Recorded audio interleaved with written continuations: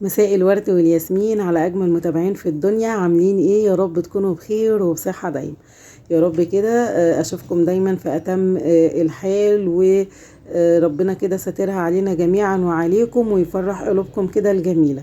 قبل ما نبدأ الفيديو مع بعض ما ننساش كده كلنا الاشتراك بتاعنا لو أول مرة نشوف القناة، ولايك حلو كده منكم على الفيديو عشان أكبر عدد يشوف. ماشي، تعالوا بقى نبدأ كده الفيديو بتاعنا. بس قبل ما نشوف الفيديو بتاع النهاردة فضلا بقى نصلي كده على سيدنا محمد. اللهم صل وسلم وبارك على سيدنا محمد وعلى آله وصحبه وسلم. ما تنسوش بقى الاشتراك بتاعكم من كل أخ وأخت، وكلكم منوريني ومشرفيني. تعالوا نشوف في الفيديو النهاردة عند ماما هنعمل إيه. انا لسه قاعدة عندها زي ما احنا كده شايفين، وهنمسك الأوضة بتاعت الانتريه هنروقها وهنفضها وهنكنس وهنمسح وهنفض السجادة وهنمسك الانتريه ده.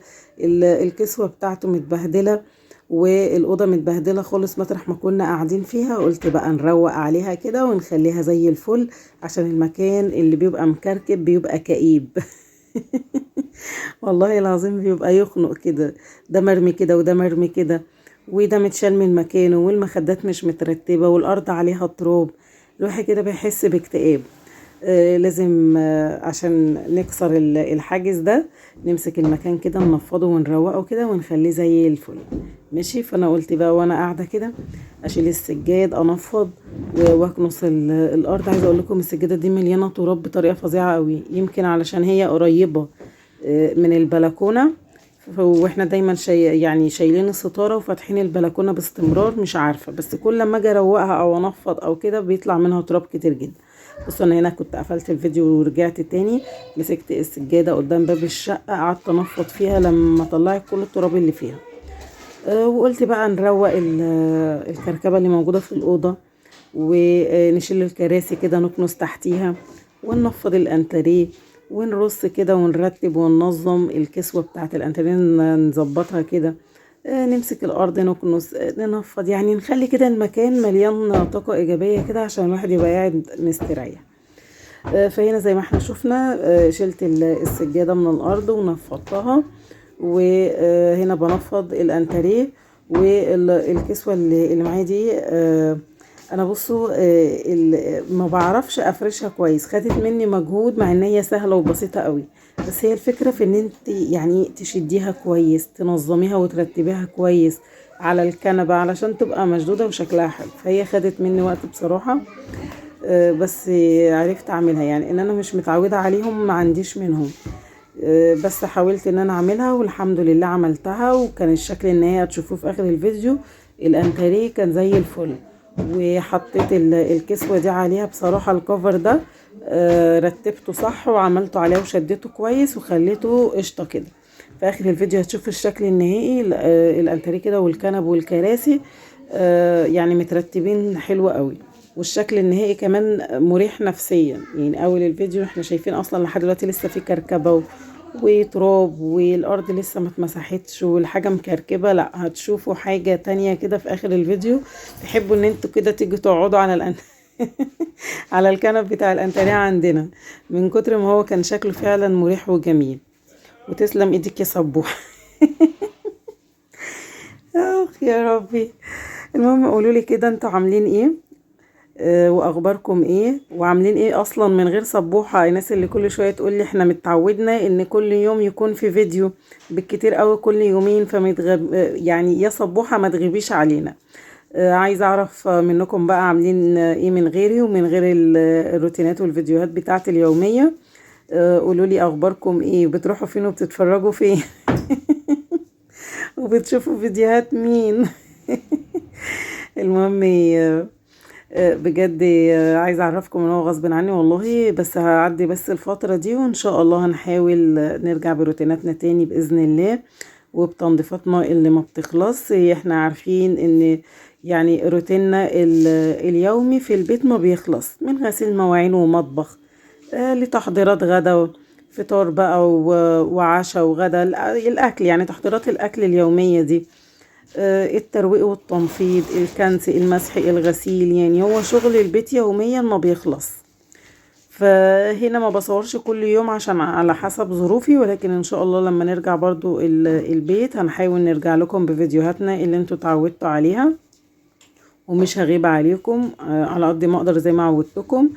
هيكون في فيديو يوميا او كل يوم، او بالكتير قوي قوي كل يومين هيكون معاكم فيديو ان شاء الله.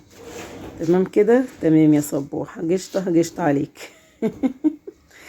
هنا انا مسكت زي ما انتوا شايفين كده الارض كنستها.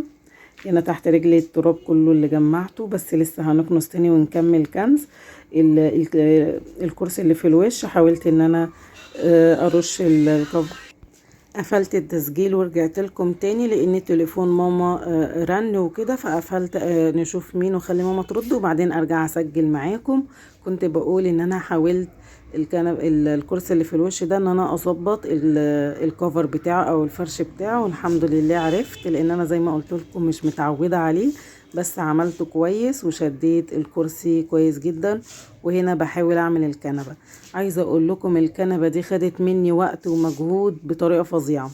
انا هنا قطعت جزء صغير اللي هو عبال ما خلصت الكنبه، لان هي فعلا خدت مني وقت طويل قوي قوي عشان اقدر ان انا اشدها وتبقى شكلها حلو كده ومترتب على الكنبه. خدت مني وقت كتير جدا. هنا حتى انا كنت تعبت، يعني ظهري وجعني من كتر ما انا بحاول اشدها كده واجيبها كده، والزيادات بتاعتها مش عايزين كلكعة، لا عايزينها تبقى مترتبة ومشدودة صح. فده خد مني مجهود كبير جدا، بس برضو في الاخر خليت الكنبة زي الفل ومترتبة كويس جدا جدا. هنا بنحاول بقى ايه نرجع المخدات زي ما هي على الكنب. ممكن تحطوا المخدات بشكل مستطيل او مربع عادي كده مرصوصين جنب بعض، وممكن ان احنا نعملها بشكل سمبوكسة زي ما احنا شايفين كده، اللي هو الشكل المقلوب ده اللي هو عامل زي مثلث فوق ومثلث تحت. الشكل ده حلو قوي وعجبني بصراحة على الكنبة. لما عملته كده لقيت الكنبة شكلها جميل قوي. هنا بنرجع المخدة بقى على الكرسي بعد شباك البلكونة. انا في الاول اصلا شديت الستارة عشان اقدر ان انا اروق براحتي، لان احنا اول بلكونة، وكل البلكونات بقى اللي في التاني والتالت والادوار العالية بتكشف الصالة هنا. فشديت الستارة عشان اروق معاكم براحتي. وبعد ما اخلص بحب ان انا افتح اهول مكان، اقفل النور وافتح الشباك او البلكونة هنا، والهواء بقى يخش، بيبقى الهواء حلو والمكان مترتب. وببقى قافله النور عشان ما نبقاش مكشوفين طول ما احنا فاتحين الستاره. بفتح النور زي كده وابقى براحتي ولما اشد الستاره. فقلت هنا كمان نشيل برضو الكنب. لو لاحظتوا وانا بكنس عماله ان انا اشيل الكنب والكراسي والحاجات من مكانها عشان اكنس تحتيها. انا من كام يوم كنت مسحه بس ما صورتش، فالمكان اصلا كان نظيف، بس احنا عشان كنا هنا قاعدين امبارح بقى كلنا في المكان هنا، فحسيت ان هو مطرب، عشان كده شلت الكنب من مكانه والكراسي وقلت اكنس تحتيها عشان يبقى متأكدة ان تحتيها مفيش تراب او زبالة او حاجة المكان. لكن والله هو المكان كان نظيف وكده، عشان كده حتى ما مسحتش تحتيهم. انا قلت اهم حاجة ان انا اكنس وان اكون مطمنه ان مفيش تراب او زباله او حاجه.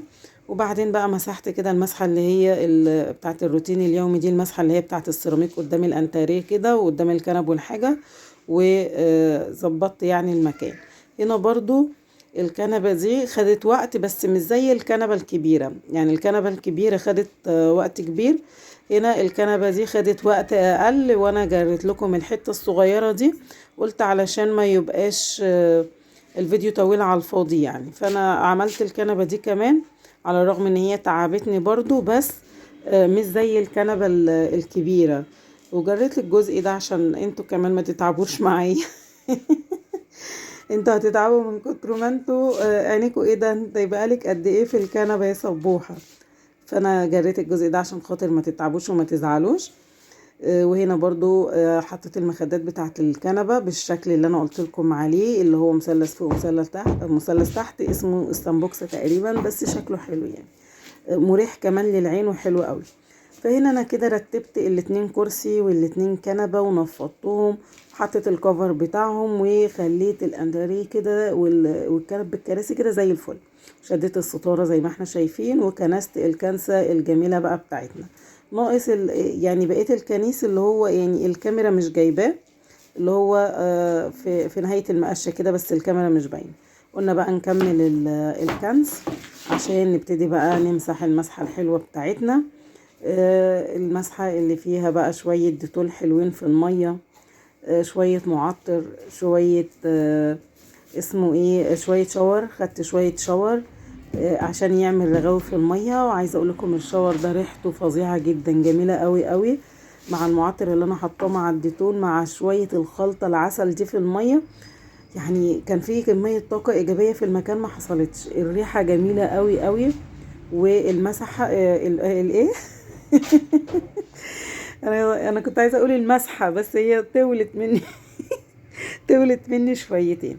المسحة يا جماعة فرقت جدا والله بجد. يعني لما بنيجي نروق ونكنس ونرتب وكل حاجة تمام، مفيش مشكلة، ما دام الروتين اليومي والشقة عندنا نظيفة وبنكنس وكده مفيش مشكلة.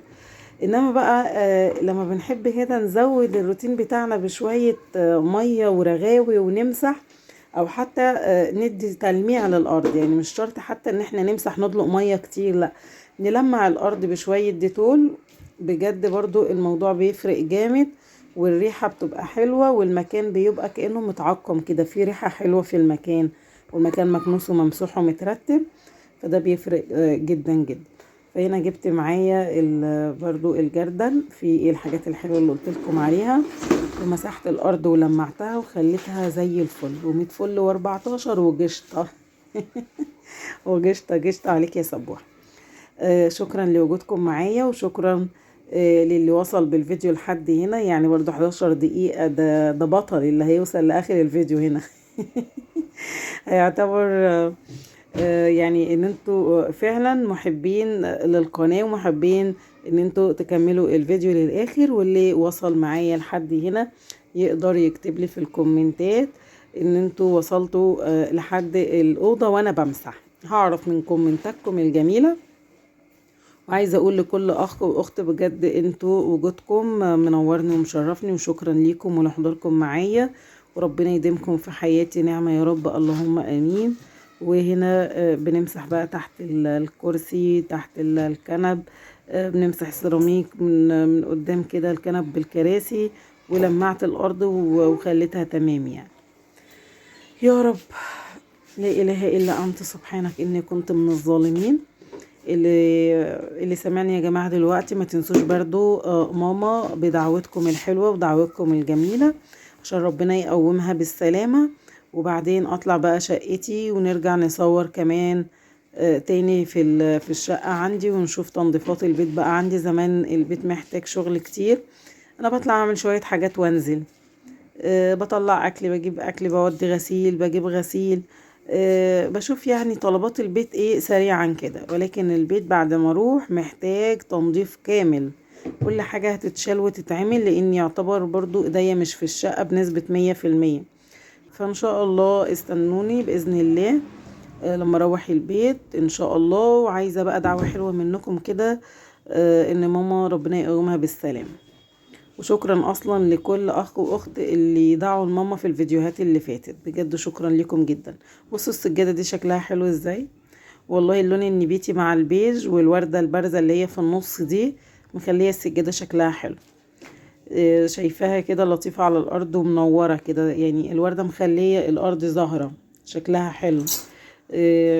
هنا السجادة يعني كبيرة شوية، يعني شلت الكرسي وحطيت الزيادة بتاعت السجادة، الأطراف يعني اللي هي بارزة ممكن توقع حد، لا زقتهم تحت الكنب والكراسي بحيث ان هي تبقى مفروضة فردة كاملة، وميبقاش فيها حرف متني وتوقع اللي رايح او اللي جاي.